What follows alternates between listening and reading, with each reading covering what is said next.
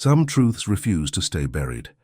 Edinburgh, 1983, a city of stone and shadow where history presses down on every street corner. The old town rises like a fortress against the grey Scottish sky, its medieval bones wrapped in Georgian elegance. But beneath the cobblestones, beneath the respectability of university halls and the warmth of corner pubs, something darker waits. This is a story about silence, about the words we swallow, the secrets we keep, the voices that vanish into fog. On a cold November morning, a young woman disappeared, not dramatically, not violently. She simply ceased to exist, as if the city itself had opened and swallowed her whole. Her name was Catherine Reid, 24 years old. Say a doctoral student in Scottish literature. Intelligent, kind, unremarkable in every way except one. She knew something she shouldn't have known. For 42 years, her absence haunted Edinburgh like a ghost story whispered in pubs after closing time. Her family aged with the weight of not knowing. Her friends moved away, carrying guilt like stones in their pockets. The police file gathered dust in a basement archive, another cold case in a city full of old mysteries, but silence, like ice, eventually cracks. In 2025, a routine DNA analysis shattered 4 decades of carefully maintained lies. An arrest was made. A respected member of the community, now elderly, was led away in handcuffs while neighbours watched in disbelief. The shock rippled through Edinburgh like an earthquake through ancient foundations. How does a person vanish in a city where everyone knows everyone? How does a killer hide in plain sight for 42 years? And what secret was worth burying a life for? This is the story of Catherine Reid. This is the story of the silence that protected her killer. This is the story of how time, patient and relentless, finally spoke the truth. November 1983. The air smells of coal smoke and rain. The streets glisten with reflected streetlight. And a young woman walks home from the library, unaware that she has less than 3 hours to live. The clock is ticking backward now. We're going to uncover what Edinburgh tried so hard to forget. Catherine Ann Reid was born in Edinburgh on March 12, 1959, the only child of Robert and Margaret Reid. Her father worked as an accountant for a shipping company in Leith. Her mother taught primary school in Morningside. They lived in a modest flat on Marchmont Road, within walking distance of the Meadows. Catherine was a quiet child who loved books more than people. She read voraciously, everything from Walter Scott to Virginia Woolf. Her teachers recognized her intelligence early. She won a scholarship to the University of Edinburgh at 17, studying English literature with a focus on Scottish Romanticism. By 1983, she was in her second year of doctoral research. Her thesis examined the oral storytelling traditions of the Scottish borders, particularly how folk tales preserved social memory. She spent weekends traveling to small villages, recording elderly residents sharing stories their grandparents had told them. She filled notebooks with careful handwriting, documenting voices that would soon be lost to time. Her supervisor, Professor Malcolm Thornton, described her as meticulous and passionate. She had a gift for making people comfortable, for drawing out stories they'd kept private for decades. She understood that every story contained layers of meaning, that what people didn't say was often more important than what they did. Catherine lived alone in a small flat on Buccleuch Street, a 10-minute walk from the university library. Her routine was predictable. She woke early, made tea, worked on her thesis until noon. Afternoons were spent in the library or conducting interviews. Evenings, she often met friends at Sandy Bell's pub on Forest Road, where folk musicians gathered to play traditional tunes.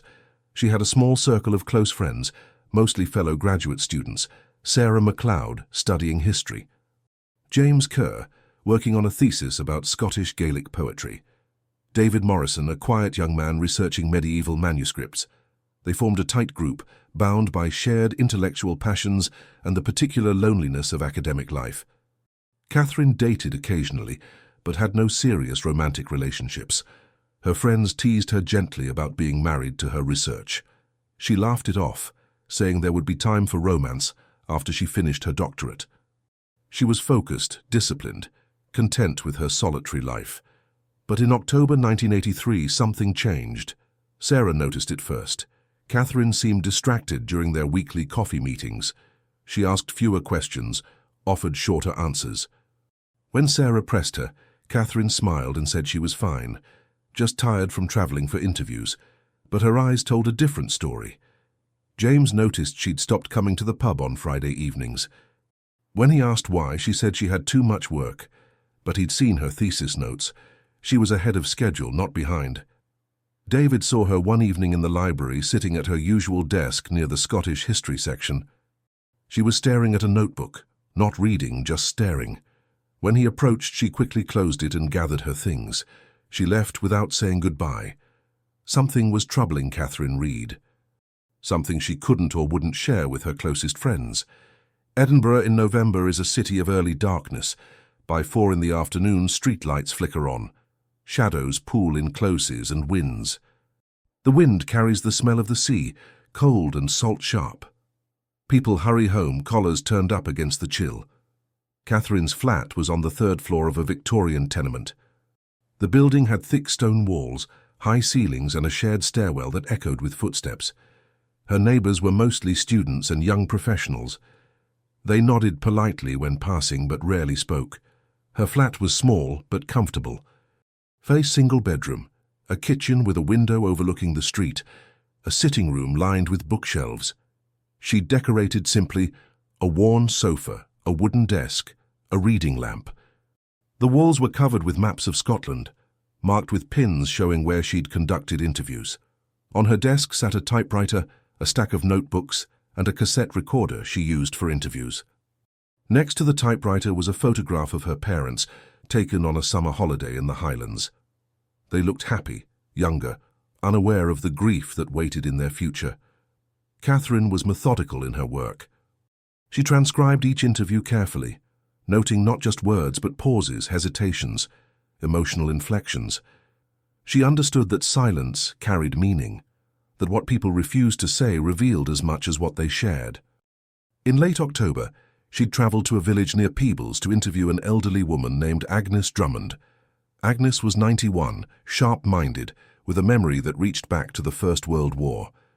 She'd agreed to share stories her grandmother had told her, tales of border rivals and family feuds. But during the interview, something unexpected happened. Agnes mentioned a story she'd never told anyone before.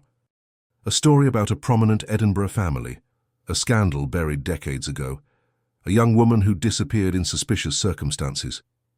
Agnes spoke carefully, her voice dropping to a whisper. She made Catherine promise not to use the story in her thesis. Some secrets, Agnes said, were too dangerous to resurrect. Catherine promised. But she also took notes. When she returned to Edinburgh, she began researching the family Agnes had mentioned. She spent hours in the library, searching through old newspapers, public records, archived documents. She found fragments of the story, pieces that didn't quite fit together. A death ruled accidental, a hasty funeral, a family that suddenly left Edinburgh for London, and she found something else, a connection to someone she knew. Someone still living in Edinburgh, someone respected, powerful, protected by decades of silence. Catherine Reed, meticulous researcher, careful scholar, had stumbled onto something she wasn't meant to find. November 18th, 1983, a Friday evening. Catherine left the library at 7 o'clock, her canvas bag heavy with books. The temperature had dropped below freezing. Her breath misted in the air. She walked quickly, head down against the wind. She had no way of knowing that someone was watching, that her careful research had been noticed, that silence, when threatened, defends itself. She turned onto Buccleuch Street. The streetlights cast long shadows. Her footsteps echoed on the pavement. She was 3 minutes from home, 3 minutes from safety. She never made it. Saturday morning, November 19th, 1983. Sarah MacLeod knocked on Catherine's door at 10 o'clock. They'd planned to have coffee and work on their respective theses together. It was their weekly ritual, something they'd maintained for 2 years. No answer. Sarah knocked again, louder. She called Catherine's name. Silence. She tried the door handle, locked. Sarah felt the first flutter of unease. Catherine was punctual, reliable. She didn't forget plans. Sarah went downstairs and knocked on the door of Mrs. Henderson, the building's landlady. Had she seen Catherine? Mrs. Henderson, a widow in her 70s, shook her head. She'd heard Catherine leave the previous evening around 6:30. She'd heard her footsteps on the stairs, the front door closing, but she hadn't heard her return. Sarah's unease deepened into worry. She called James and David. They met at Catherine's building within the hour. Together they convinced Mrs. Henderson to unlock the flat. The door swung open. Everything looked normal. Too normal. Catherine's coat wasn't on its hook. Her bag wasn't by the door. The flat was tidy, undisturbed. The bed was made. Breakfast dishes from Friday morning sat clean in the drying rack. On her desk, the typewriter held a half-finished page, a transcription of an interview dated November 15th. But something felt wrong. Sarah couldn't articulate it at first, just a sense that something was missing. Then she realized Catherine's notebooks, the ones she carried everywhere, filled with interview notes and research. They weren't on the desk. They weren't anywhere in the flat.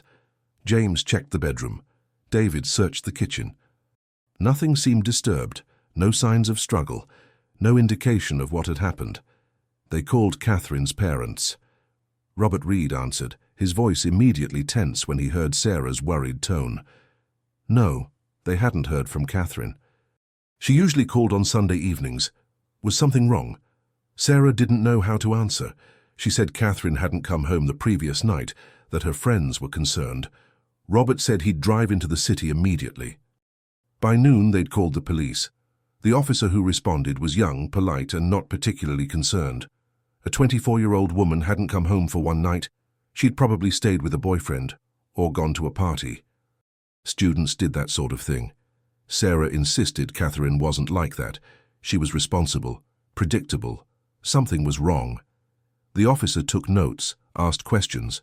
When had they last seen her? Did she have a boyfriend? Had she seemed upset or depressed? Any reason she might want to disappear? No. The officer said they'd look into it, but there wasn't much they could do yet. Adults had the right to go where they pleased. If she didn't turn up by Monday, they'd file a formal missing persons report. Robert and Margaret Reed arrived at 2 o'clock. Margaret's face was pale, her hands trembling. Robert's jaw was set, his eyes hard with fear he was trying to control. They went through Catherine's flat room by room, searching for clues their daughter's friends might have missed. Margaret noticed immediately what Sarah had felt, but couldn't name. Catherine's favourite sweater was missing, the burgundy wool one she wore constantly. Her good boots were gone, her winter coat. But her keys were on the kitchen counter. Her wallet was in her desk drawer, containing her student ID and £12 in cash. She'd left for the library Friday evening. She'd never come home. Robert called the police station again, his voice sharp with barely controlled panic. This wasn't a young woman staying out late. This was his daughter, missing without her keys or money. Something had happened. The police agreed to begin searching immediately. By Saturday evening, officers were canvassing Buccleuch Street and the surrounding area. Had anyone seen Catherine Reed? Young woman, 24, auburn hair, burgundy coat, carrying a canvas bag. No one had seen anything unusual. Edinburgh on a Friday night was busy with students heading to pubs, people going to restaurants. The normal flow of city life, one person among hundreds, walking home in the dark. Who would notice? The library staff confirmed Catherine had been there Friday evening.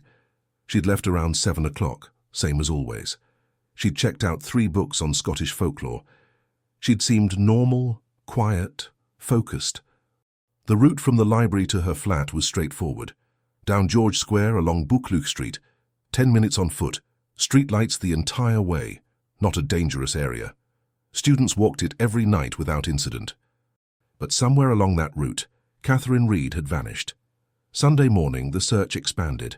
Police searched the meadows, the large park near Catherine's flat. They searched closes and wynns in the old town.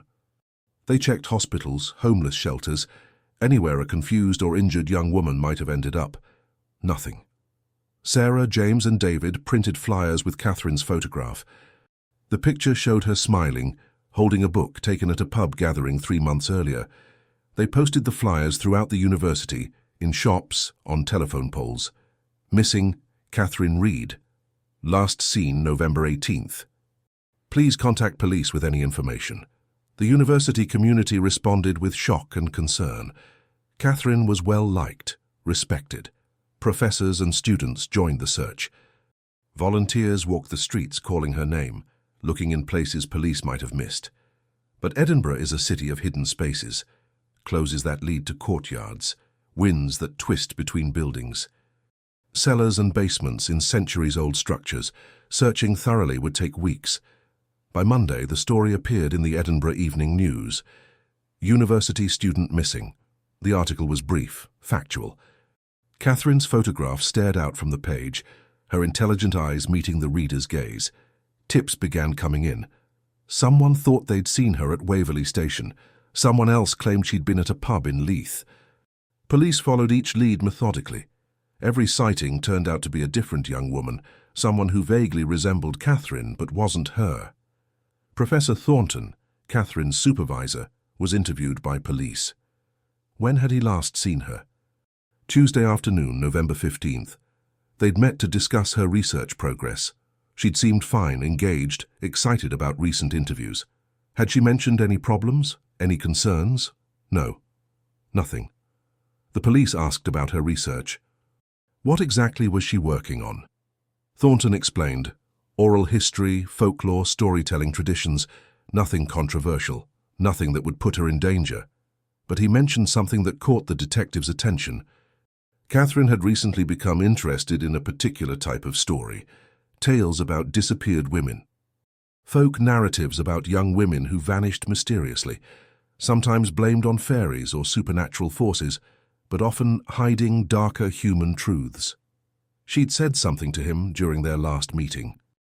She'd said that folklore was often a way of preserving dangerous truths, of speaking about things that couldn't be spoken about directly, that every fairy tale about a stolen bride might be covering up a real crime. The detective made a note. It might mean nothing, or it might mean everything. By the end of the first week, the police had conducted over 100 interviews. They'd searched a 5-mile radius around Catherine's last known location. They'd reviewed her phone records, her bank statements, her academic work. They'd found nothing to suggest where she'd gone or what had happened to her. Catherine Reed had simply disappeared as completely as if she'd never existed.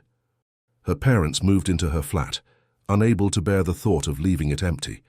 Margaret sat at Catherine's desk, reading through her thesis notes, searching for clues. Robert walked the streets every day, showing her photograph to strangers, asking if anyone had seen his daughter. Sarah, James, and David continued searching, refusing to believe their friend was gone. They retraced her steps obsessively. They talked to everyone who'd known her. They looked for patterns, connections, anything that might explain the inexplicable, but Edinburgh kept its secrets. The city of stone and shadow had swallowed Catherine Reed, and it wasn't giving her back. Winter settled over the city. The days grew shorter. The search continued, but hope began to fade. People started using the past tense when talking about Catherine. The flyers on telephone poles grew weathered and torn. And somewhere in Edinburgh, someone breathed easier. Someone who'd been watching, waiting, worried that Catherine's research would uncover what had been buried for decades. Someone who'd made sure she couldn't tell what she'd learned. Silence had been restored. The secret was safe again, for now.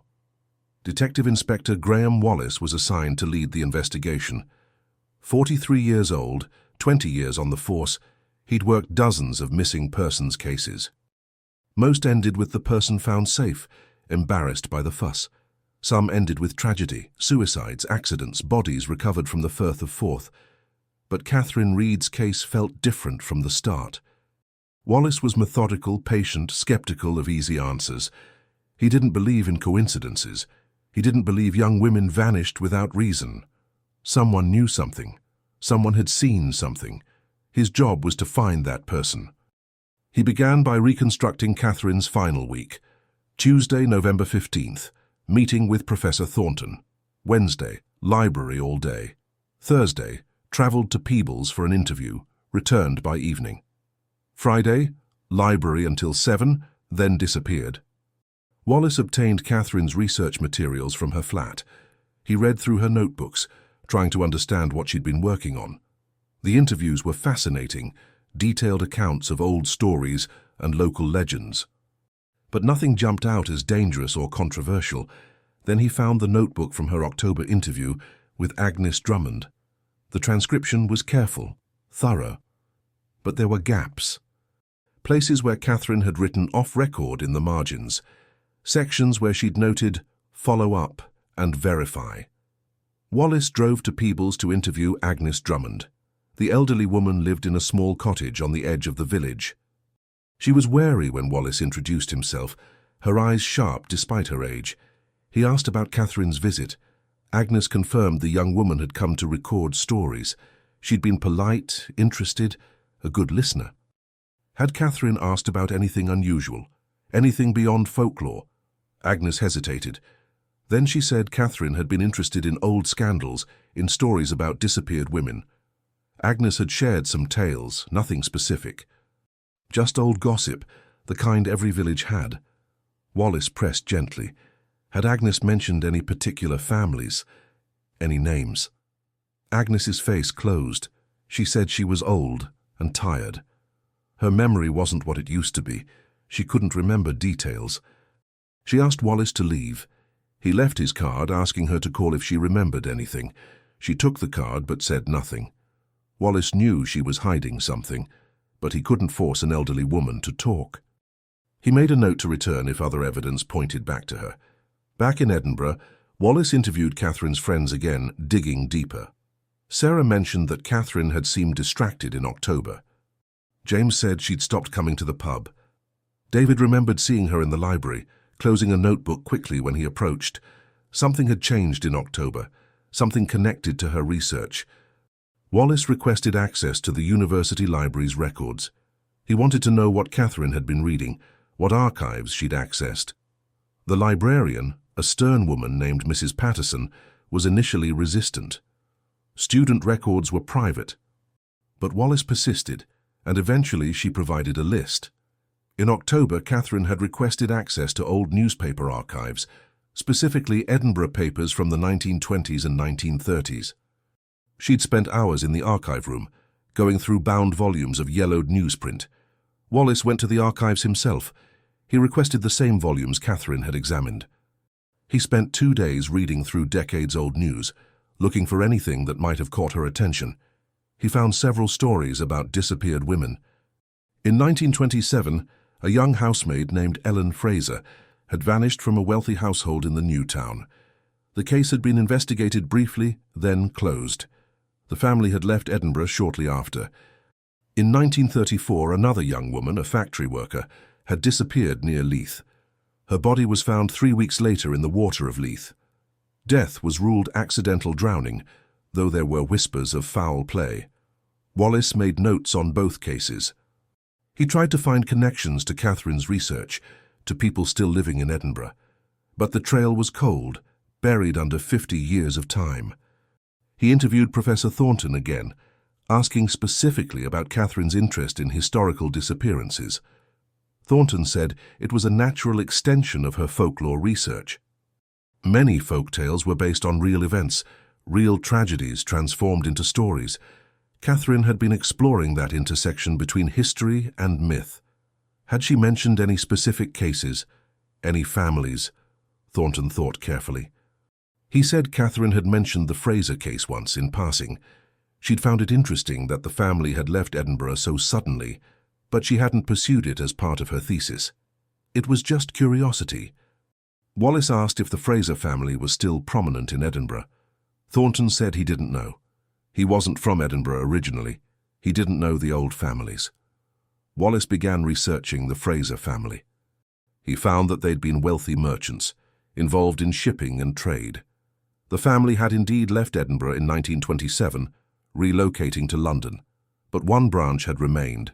A grandson, now in his 70s, still lived in Edinburgh. His name was Andrew Fraser. He was a retired solicitor, well respected, active in community affairs. Wallace arranged an interview. He drove to Fraser's home in Morningside, a substantial Victorian house with a well-maintained garden. Fraser greeted him politely, invited him into a sitting room filled with antique furniture and family photographs. Wallace explained He was investigating Catherine Reed's disappearance. He was following up on her research interests. Had Mr. Fraser known her? No. The name meant nothing to him. Wallace mentioned that Catherine had been researching historical disappearances, including the 1927 case of Ellen Fraser. Did Mr. Fraser know anything about that? Fraser's expression didn't change. He said it was before his time. He'd heard family stories, of course. A housemaid who'd run off with a boyfriend or something like that. A minor scandal. Nothing significant. Wallace asked if Fraser knew why the family had left Edinburgh so suddenly. Fraser said his grandfather had business opportunities in London. It was a practical decision, nothing mysterious. Wallace thanked him and left. But something about the interview bothered him. Fraser had been too calm, too prepared, as if he'd been expecting the questions. Wallace ran a background check on Andrew Fraser. No criminal record, no red flags. A respectable life, a respected career. But Wallace's instincts told him there was more to the story. He tried to find other connections between Catherine's research and living individuals. He cross-referenced names from old newspaper articles with current Edinburgh residents. He found a few distant relatives of people mentioned in historical cases, but none seemed relevant. The investigation was stalling. Weeks passed with no new leads. The physical search had been exhausted. The interviews had yielded nothing concrete. Catherine Reed had vanished without a trace, and Wallace had no idea why. In December, a tip came in. A man called the police station, saying he'd seen something suspicious on the night Catherine disappeared. He'd been walking his dog near Blackford Hill, south of the city centre. He'd seen a car parked in an isolated area, headlights off. As he approached, the car had driven away quickly. He hadn't thought much of it at the time, but after seeing the missing person flyers, he wondered if it might be relevant. Wallace interviewed the man. Could he describe the car? Dark-coloured, possibly blue or black. A sedan, not particularly distinctive. Had he seen the license plate? No. Had he seen anyone near the car? He thought he'd seen two figures, but it was dark and he couldn't be sure. It was thin, but it was something. Wallace checked records of car owners in Edinburgh, thousands of dark sedans. Without more specific information, it was impossible to narrow down. He considered the location. Blackford Hill was several miles from where Catherine was last seen. If she'd been taken there, it meant she'd been transported by car. It meant premeditation, planning. It meant someone had been waiting for her. Wallace returned to Buccleuch Street. He walked the route from the library to Catherine's flat, timing it carefully. 10 minutes at a normal pace. He looked for places where someone could have intercepted her. Side streets, dark corners. Places where a car could pull up without being noticed. There were several possibilities, but no witnesses, no one who'd seen anything unusual that Friday night. By January 1984, the case was officially classified as a cold case. Wallace continued working it when he could, but other cases demanded his attention. Catherine's parents called weekly, desperate for updates. Wallace had nothing to tell them. The university held a memorial service in February. Hundreds attended. Sarah, James and David spoke about their friend, their voices breaking with grief. Professor Thornton read a passage from one of Catherine's favourite poems. Margaret Reed sat in the front row, her face a mask of devastated incomprehension. The service ended with a folk song, played on fiddle and guitar. A traditional tune about a young woman who disappeared into the hills, never to return. The melody was haunting, ancient, carrying the weight of countless similar stories. Catherine Reed became a ghost story. Students whispered about her in the library. People claimed to see her walking the streets at night, a figure in a burgundy coat, always just out of reach. The story took on mythic qualities, becoming part of Edinburgh's collection of urban legends. But for Wallace, she remained real. A young woman with auburn hair and intelligent eyes. A scholar who'd stumbled onto something dangerous.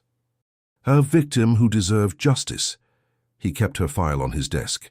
He reviewed it periodically, looking for something he'd missed. He never stopped believing the case could be solved. But as years passed, hope faded. Evidence degraded. Witnesses moved away or died. The trail grew colder. Andrew Fraser continued his respectable life. He attended charity events. He served on community boards. He was photographed for the local paper, smiling, distinguished, a pillar of Edinburgh society. And somewhere, hidden where no one would think to look, Catherine Reed's notebooks remained buried. The secrets she'd uncovered, the dangerous truths she'd been about to reveal, stayed silent. Edinburgh kept its secrets. The city of stone and shadow protected its own. For 41 years, time is a strange thing. It heals wounds and opens others. It buries truth and occasionally unearths it. For Catherine Reed's family, time was a cruel companion, offering neither closure nor forgetting. Robert Reed died in 1995, 12 years after his daughter's disappearance. Heart attack, the doctors said. But Margaret knew better. He died of grief, of the slow erosion of hope, of 12 years spent searching for answers that never came. Margaret lived another 20 years, moving through life like a ghost herself. She kept Catherine's flat exactly as it had been, visiting weekly to dust the bookshelves and water the plants. She never stopped believing her daughter would come home. She never stopped waiting. She died in 2015, at 83. In her will, she left instructions that Catherine's belongings should be preserved, that the case should never be closed, that someone, someday, would find the truth. Detective Inspector Graham Wallace retired in 2003. He'd worked hundreds of cases over his career, solved most of them, but Catherine Reed haunted him. On his last day, he took her file home. He couldn't let it go. He spent his retirement reviewing the case periodically, looking for angles he'd missed. He contacted other police departments, asking about similar disappearances. He followed up on old leads that had gone nowhere, but the trail remained cold. Wallace died in 2018 at 78. His daughter found Catherine's file among his papers. She donated it back to the police, along with a note her father had written. "Someone knows what happened. Find them." Sarah McLeod became a history professor, specializing in women's history. She never forgot her friend. She wrote articles about disappeared women, about how society failed to protect them, about how their stories were erased. She never mentioned Catherine by name, but everyone who knew her understood who she was writing about. James Kerr moved to Glasgow, became a teacher. He rarely spoke about Catherine, but he thought about her often. The guilt of not noticing sooner, not pushing harder when she seemed troubled, never left him. David Morrison stayed in Edinburgh. He became a librarian at the university, working in the same archives where Catherine had conducted her research. He sometimes pulled out the old newspaper volumes she'd examined, wondering what she'd found, what had gotten her killed. Because by then, everyone accepted that Catherine was dead. Missing persons rarely stayed missing for 40 years unless they were dead. The question wasn't whether she'd been killed, but by whom and why, and where her body was hidden. Andrew Fraser lived a long, comfortable life. He retired from his law practice in 1990. He traveled, played golf, attended his grandchildren's graduations. He donated generously to Edinburgh charities. He was interviewed for a local history project about prominent Edinburgh families, speaking eloquently about tradition and community. He never mentioned Catherine Reed. He never showed any sign of guilt or concern. If he thought about her at all, he kept it perfectly hidden. In 2008, the police conducted a routine review of cold cases. New detective, fresh eyes. Detective Sergeant Linda Morrison was assigned to review Catherine's file. She read through decades of reports, interviews, dead ends. She noticed something Wallace had noted, but couldn't pursue. The gap in Catherine's research. The off-record sections in her notebook from the Agnes Drummond interview. Morrison tried to follow up, but Agnes had died in 1997. Whatever she'd told Catherine had died with her. Morrison also noticed the interview with Andrew Fraser. She ran his name through current databases. He was 89, still living in the same Morningside house. She considered interviewing him again, but decided against it. Without new evidence, there was no point in harassing an elderly man. The case went back into the archives. Edinburgh changed around Catherine's absence. The university expanded. The old town was renovated.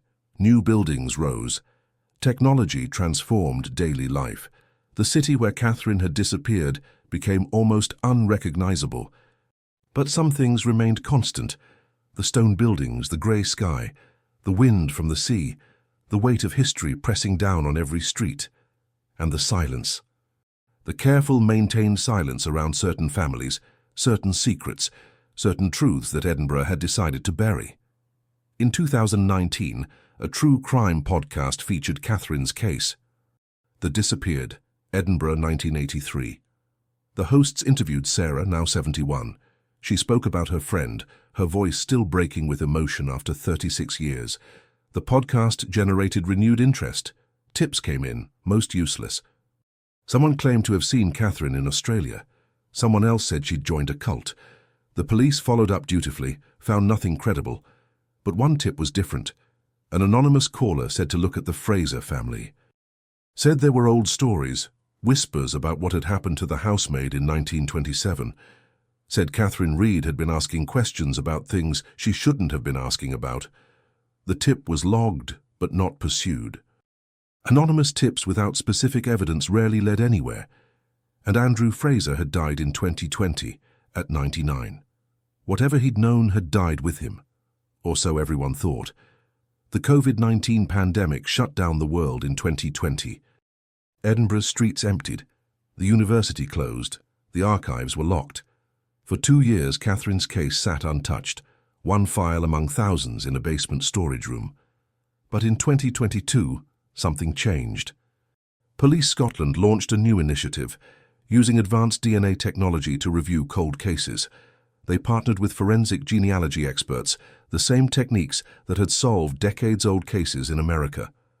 Catherine Reid's case was selected for review, not because of new evidence, but because it was high-profile, unsolved, and had biological evidence that had been preserved.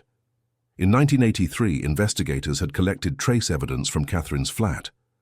Hair samples from her brush, fibers from her coat. They'd also collected samples from the library where she was last seen. At the time, DNA analysis didn't exist. The samples had been stored, forgotten. In 2023, those samples were sent to a specialized forensic lab. Modern technology could extract DNA from evidence that would have been useless 40 years earlier. The lab worked for months, isolating genetic material, building profiles. They found Catherine's DNA as expected. They found DNA from her friends, her parents, people who'd been in her flat. They found dozens of unidentified profiles, people who'd touched surfaces in the library. And they found one profile that didn't match anyone in the police database, but it was there on Catherine's coat, a single hair, not hers, someone who'd been close enough to leave trace evidence. The forensic genealogist, Dr. Emma Chen, uploaded the profile to public genealogy databases. She began building a family tree looking for relatives of the unknown person. It was painstaking work, connecting genetic markers to historical records, birth certificates, marriage licenses. It took 8 months. But in November 2024, Dr. Chen identified a match. The DNA belonged to someone from the Fraser family line. Specifically, a descendant of Andrew Fraser's brother. The police obtained a warrant to exhume Andrew Fraser's body. In January 2025, his DNA was tested. It was a familial match to the hair found on Catherine's coat. Not definitive proof, but strong evidence that Andrew Fraser had been in close physical contact with Catherine shortly before she disappeared. But Andrew Fraser was dead.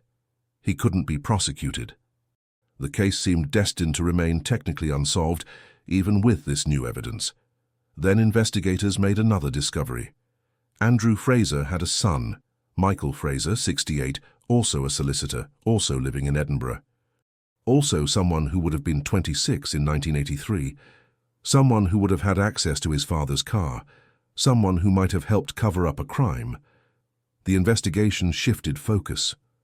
Detectives began looking at Michael Fraser. They reviewed his background, his movements in 1983, his relationship with his father. They found that he'd worked in his father's law office, that he'd lived at home until 1985, that he'd been in Edinburgh the night Catherine disappeared. They obtained a warrant for Michael Fraser's DNA. In March 2025, he was asked to provide a sample. He refused, hired a lawyer, but the warrant was enforced. The DNA was tested. It matched trace evidence found on one of the books Catherine had checked out from the library the night she disappeared. Michael Fraser had touched that book. It wasn't conclusive proof of murder, but it was enough for further investigation. Detectives interviewed Michael Fraser. He claimed he didn't remember Catherine Reed, didn't remember being at the library that night, didn't know why his DNA would be on a book she'd borrowed.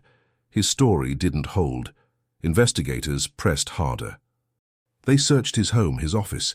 They found nothing directly related to Catherine, but they found something else, old documents, letters between Andrew and Michael Fraser from the 1980s, carefully worded but suggestive. References to the problem being handled, to maintaining family reputation, to ensuring silence. The pieces began fitting together. Catherine had uncovered the truth about Ellen Fraser's disappearance in 1927. She'd realized it wasn't a housemaid running away. It was a murder, covered up by the Fraser family. She'd been preparing to expose it, to include it in her research. Andrew Fraser had found out. Perhaps Catherine had contacted him, asking for an interview. Perhaps he'd been watching her, aware of her research. However it happened, he'd decided she was a threat, and he'd enlisted his son to help eliminate that threat. On October 15, 2025, 42 years after Catherine Reed disappeared, Michael Fraser was arrested and charged with murder and conspiracy to conceal a crime. The arrest shocked Edinburgh. Michael Fraser was a respected solicitor. He'd served on charity boards. He'd been photographed with politicians and community leaders. The idea that he'd helped murder a young woman and hidden it for 4 decades was incomprehensible. But the evidence was there. The DNA, the letters, the pattern of lies. And finally, faced with overwhelming proof, Michael Fraser's lawyer began negotiating a plea deal. In exchange for revealing where Catherine's body was buried, Michael Fraser would receive a reduced sentence. He would admit his role. He would tell the truth. After 42 years of silence, someone was finally ready to speak. The interrogation room in Edinburgh Police Headquarters was small, sterile, lit by harsh fluorescent lights. Michael Fraser sat across from Detective Chief Inspector Robert MacLeod, his lawyer beside him. Fraser was 68 but looked older, his face grey with exhaustion and fear. MacLeod was 45, methodical, patient. He'd spent 6 months building the case against Fraser.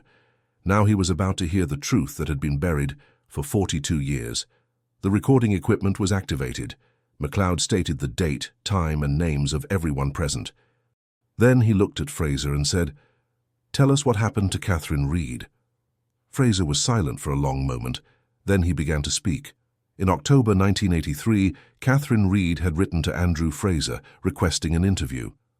She was researching historical disappearances. She'd found newspaper articles about Ellen Fraser's disappearance in 1927. She wanted to ask about family records, any information that might shed light on what had happened. Andrew Fraser had been alarmed. The Ellen Fraser case was the family's darkest secret. Ellen hadn't run away. She'd been murdered by Andrew's grandfather, Thomas Fraser, after she'd threatened to expose his financial crimes. Thomas had killed her, buried her body on the family's country estate, and fabricated the story about her running away. The family had maintained that lie for 56 years. They'd built their reputation on respectability, on carefully managed appearances. Catherine Reed's research threatened to destroy everything. Andrew Fraser had contacted his son, Michael. Together, they'd decided Catherine had to be stopped. Not killed initially, just frightened, convinced to drop that line of research. Michael had gone to the university library on November 18, 1983. He'd watched Catherine, waited until she was leaving. He'd approached her outside, introduced himself as a Fraser family member. He'd asked to speak with her privately about her research. Catherine had been wary but curious. She'd agreed to talk. Michael had suggested they go somewhere quiet, away from the busy streets. He'd led her to his car, parked nearby. Once in the car, the conversation had turned confrontational. Michael had demanded Catherine destroy her notes about the Fraser family. She'd refused. She'd said the truth mattered, that history shouldn't be buried to protect powerful families. Michael had driven out of the city, toward Blackford Hill. He'd intended to frighten her, to make her understand the consequences of pursuing this research. But Catherine had remained defiant. She'd said she would publish what she'd found. She would expose the Fraser family's lies. Michael had panicked. He'd called his father from a phone box. Andrew Fraser had driven out to meet them. Together, father and son had made a terrible decision. They couldn't let Catherine reveal what she knew. The family's reputation, their business, their standing in Edinburgh society, all of it would be destroyed. They had to protect themselves. Andrew Fraser had been calm, methodical. He'd told Michael what to do. They'd driven to the family's old estate, now abandoned, south of Edinburgh. They'd taken Catherine into the woods. Michael's voice broke as he described what happened next. He said his father had done it, had struck Catherine from behind. She'd fallen unconscious. Andrew had checked her pulse. She was dead. They'd buried her there in the woods on the Fraser estate, deep enough that she wouldn't be found. They'd taken her notebooks, her bag, everything that might connect her to their family. They'd burned the notebooks. They'd disposed of her belongings piece by piece over the following weeks. Then they'd returned to Edinburgh and resumed their normal lives. They'd watched the search efforts, the police investigation, the grief of Catherine's family. They'd said nothing. Michael Fraser had lived with that secret for 42 years. He'd married, had children, built a career, but the guilt had never left him. He'd thought about confessing countless times, but fear of his father, fear of prison, fear of destroying his own family had kept him silent. Now finally he was telling the truth. MacLeod listened without interrupting. When Fraser finished, MacLeod asked, "Can you show us exactly where you buried her?" Fraser nodded. Yes. 2 days later, a forensic team arrived at the old Fraser estate. The property had been sold decades ago, was now owned by a conservation trust. The woods were overgrown, wild, untouched. Michael Fraser led them to a spot deep in the trees. He pointed to an area near a large oak. "There," he said. The excavation began. It took 3 days. The forensic team worked carefully, documenting everything. On the 3rd day, they found her. Catherine Reed's remains were buried 4 feet down, wrapped in a tarp that had mostly degraded. Her bones were intact. Her skull showed evidence of blunt force trauma. Fragments of burgundy fabric clung to the remains, her coat preserved by the soil. The forensic anthropologist confirmed the remains were consistent with a young woman in her mid-20s. Dental records confirmed the identity. Catherine Ann Reed, missing since November 18, 1983. After 42 years, she was finally coming home. The news spread through Edinburgh like wildfire. The discovery made international headlines. Edinburgh cold case solved after 42 years. Prominent family's dark secret exposed. Justice for Catherine Reed. Sarah MacLeod, now 76, was interviewed by every news outlet. She wept openly, saying she'd never stopped believing Catherine would be found. She said her friend had been brave, principled, unwilling to let powerful people bury the truth. She said Catherine had died for pursuing justice, and that made her a hero. James Kerr and David Morrison released a joint statement expressing relief that Catherine had been found and anger that it had taken so long. They called for a full investigation into how the Fraser family had evaded justice for so long. The University of Edinburgh held a memorial service. Hundreds attended. Catherine's thesis notes were displayed, her research finally recognized. Her scholarship was established in her name for students researching marginalized voices and hidden histories. Michael Fraser was formally charged with murder, conspiracy, and obstruction of justice. His trial was scheduled for 2026. Legal experts predicted he would receive a significant prison sentence, despite his age and his cooperation. The Fraser family's reputation was destroyed. Their name became synonymous with corruption and murder. Properties were sold. Business relationships dissolved. The carefully constructed legacy of respectability crumbled in days. But for those who'd loved Catherine, the discovery brought complicated emotions. Relief that she'd been found. Grief reopened after 4 decades. Anger that justice had taken so long. Sadness that her parents hadn't lived to see this day. Dr. Emma Chen, the forensic genealogist who'd identified the Fraser family DNA, was hailed as a hero. She gave interviews explaining how genetic genealogy was revolutionizing cold case investigations. She said Catherine's case proved that time didn't erase evidence, that truth eventually emerged, that justice could be delayed but not denied. The Edinburgh police issued a formal apology to Catherine's family. They acknowledged that the original investigation had failed to pursue certain leads aggressively enough. They admitted that the Fraser family's social standing had likely protected them from closer scrutiny. They promised to review other cold cases with fresh eyes and new technology. In December 2025, Catherine Reed was finally laid to rest. Her funeral was held at Greyfriars Kirk, the historic church in Edinburgh's Old Town. Her coffin was carried by police officers, a gesture of respect and apology. Sarah MacLeod delivered the eulogy. She spoke about her friend's intelligence, her kindness, her dedication to uncovering truth. She said Catherine had believed that every voice mattered, that every story deserved to be heard. She said that belief had cost Catherine her life, but it had also ensured she would never be forgotten. The service ended with the same folk song that had been played at Catherine's memorial in 1984. The haunting melody about a young woman who disappeared into the hills. But this time the story had an ending. This time the disappeared had been found. Catherine was buried next to her parents in Dean Cemetery. Her headstone read, Catherine Ann Reed, 1959-1983, scholar, friend, truth seeker, silenced but not forgotten. Edinburgh mourned, but Edinburgh also reflected. How many other secrets were buried in its ancient stones? How many other voices had been silenced to protect the powerful? How many other families were still waiting for truth? The city of stone and shadow had finally released one of its secrets. But everyone knew there were more, hidden in closes and wynds, buried in old estates, locked in the memories of those who'd chosen silence over justice.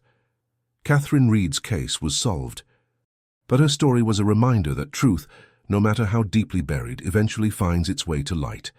Time is patient, truth is persistent, and silence eventually breaks. The trial of Michael Fraser began on March 3, 2026, at the High Court of Justiciary in Edinburgh. The courtroom was packed with journalists, members of the public, and those who'd known Catherine Reed. Security was tight. The case had captured international attention. Michael Fraser pleaded guilty to manslaughter and conspiracy to conceal a crime. His lawyer argued that he'd been under his father's influence, that he'd been a young man manipulated by a domineering parent. He emphasized Fraser's cooperation in locating Catherine's remains, his evident remorse, his 42 years of living with guilt. The prosecution painted a different picture. They argued Fraser had been 26 years old, a qualified solicitor, fully capable of making his own decisions. They said he'd chosen family reputation over a young woman's life. They said he'd watched Catherine's parents suffer for years without speaking. They said his silence had been calculated, self-serving, cowardly. The evidence was overwhelming. The DNA matches. The letters between father and son. Fraser's own confession. The location of the body exactly where he'd said it would be. There was no question of guilt, only of appropriate punishment. Sarah MacLeod testified as a victim impact witness. She was frail now, her voice thin but steady. She described Catherine as brilliant, kind, passionate about justice. She described the decades of not knowing, of hoping against hope, of watching Catherine's parents die without answers. She looked directly at Michael Fraser and said, "You didn't just kill my friend, you killed her twice. Once when you buried her in those woods. And again every day you stayed silent while her family suffered." Fraser wept. But Sarah's expression remained hard. Forgiveness, she said, was not hers to give. The judge, Lady Margaret Sinclair, delivered her sentence on March 20, 2026. She acknowledged Fraser's guilty plea and cooperation, but she emphasized the severity of the crime, the length of the cover-up, the suffering inflicted on Catherine's family. Michael Fraser was sentenced to 18 years in prison. At 68, it was effectively a life sentence. He would likely die in custody. As Fraser was led away, he turned back toward the gallery. He mouthed something that looked like, "I'm sorry." No one acknowledged it. Outside the courthouse, Sarah spoke to the gathered media. She said justice had finally been served, though it had come far too late. She said she hoped Catherine could rest peacefully now. She said she hoped other families waiting for answers would find the same closure, however delayed. She also said something else. She said Catherine's research had been right, that folklore and folk tales often preserved dangerous truths, that the story of Ellen Fraser, the housemaid who disappeared in 1927, had been a murder all along. That Catherine had died trying to give voice to another silenced woman. Sarah announced that she was writing a book about Catherine's life and research. It would be titled Voices in the Silence, The Life and Death of Catherine Reed. All proceeds would go to the scholarship fund established in Catherine's name. The book was published in October 2026. It became a bestseller in Scotland, then internationally. Sarah's prose was elegant, her research meticulous. She told Catherine's story with love and anger, celebrating her friend's intellect while condemning the system that had failed to protect her.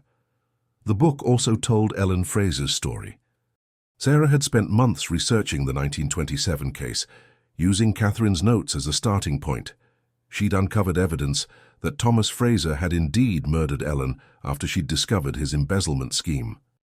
She'd found descendants of Ellen's family, people who'd grown up with whispered stories about their great-aunt who'd vanished mysteriously. Ellen Fraser was finally given a voice, 99 years after her death. Her story became part of the public record, no longer hidden by the Fraser family's power and influence. The book sparked a broader conversation about historical injustices, about how wealth and social standing had protected criminals for generations. It led to calls for police to review other cold cases involving powerful families, to look again at deaths and disappearances that had been too quickly dismissed.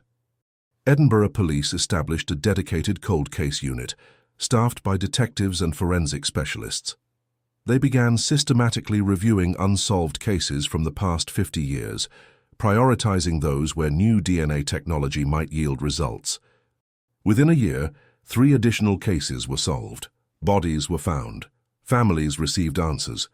Perpetrators, some now elderly, were arrested and prosecuted. The Fraser family estate, where Catherine had been buried, was purchased by a victims' advocacy organization. They transformed it into a memorial garden, a place of reflection and remembrance for victims of violence. A stone marker was placed where Catherine's body had been found, inscribed with her name and the words, "Truth cannot be buried forever." The University of Edinburgh commissioned a portrait of Catherine Reed. It was hung in the library where she'd spent countless hours researching. Students passing by would see her intelligent eyes, her gentle smile, and read the plaque explaining who she was and what she'd died for. The Catherine Reed Scholarship became one of the university's most prestigious awards. It was given annually to a graduate student conducting research that challenged established narratives, that gave voice to marginalized communities, that pursued truth regardless of consequences. The first recipient in 2027 was a young woman researching disappeared Indigenous women in Canada. She said Catherine's story had inspired her own work, had shown her that pursuing justice was worth any risk. Sarah McLeod died peacefully in her sleep in November 2028, at 79. Her funeral was held at Greyfriars Kirk, the same church where Catherine had been laid to rest. In her will, she left her papers to the university archives, including all her correspondence with Catherine, photographs and research materials for her book. She was buried near Catherine in Dean Cemetery. Her headstone read, Sarah McLeod, 1949-2028, historian, friend, keeper of memory she never forgot. James Kerr and David Morrison both lived into their 80s. They remained friends, bound by shared grief and shared memory. They visited Catherine's grave together every November 18th, the anniversary of her disappearance. They would stand in silence, then walk to Sandy Bell's pub and raise a glass to their friend. Michael Fraser died in prison in 2031, at 73. He'd served 5 years of his sentence. His death was unremarked, unmourned. The Fraser name, once synonymous with Edinburgh respectability, had become a cautionary tale about the corruption of privilege. Dr. Emma Chen continued her forensic genealogy work, solving dozens of cold cases across the UK. She often spoke about Catherine's case as the one that had demonstrated the power of combining old evidence with new technology. She said it proved that patience and persistence could overcome even decades of silence. Detective Chief Inspector Robert MacLeod retired in 2032. In his final interview, he was asked about the most significant case of his career. Without hesitation, he said Catherine Reed. He said it had taught him that justice delayed was not justice denied, that truth had its own timeline, that the work of investigation was never truly finished. Edinburgh changed, as cities do. New buildings rose, old ones were renovated, technology advanced, generations turned over, but Catherine's story remained, woven into the city's fabric like the folk tales she'd studied. Students still walked the route from the library to Buccleuch Street, sometimes pausing to think about the young woman who'd vanished along that path. Tour guides included her story in their narratives about Edinburgh's dark history. Her case became part of the city's collective memory, and sometimes on cold November evenings, when fog rolls in from the Firth of Forth, people claim to see a figure in a burgundy coat walking the old town streets. Not a ghost, exactly. More like an echo, a reminder that some voices once silenced eventually find a way to speak. Catherine Reed had wanted to give voice to disappeared women, to uncover truths hidden in folklore and history. In death, she'd become what she'd studied, a story that carried meaning beyond the facts, a narrative that taught lessons about power and justice and the persistence of truth. Her research had been incomplete when she died, but others had taken it up. Scholars built on her work, exploring how folk tales preserved dangerous truths, how stories about disappeared women often masked real crimes. Her thesis notes, preserved in the university archives, became foundational texts in the field of feminist folklore studies. Catherine had believed that every voice mattered, that every story deserved to be heard. She died for that belief.